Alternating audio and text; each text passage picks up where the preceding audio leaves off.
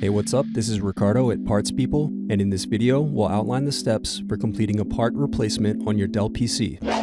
Visit our website and use this coupon for a 5% off discount.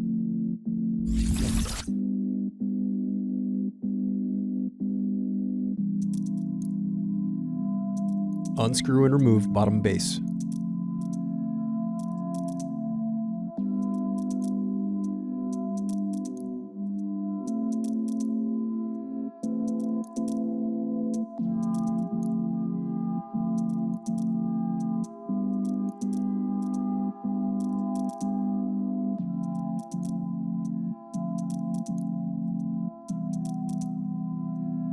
Now unscrew and disconnect battery.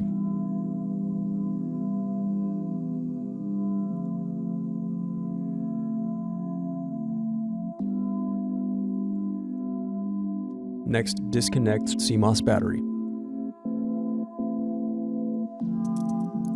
Thanks for watching.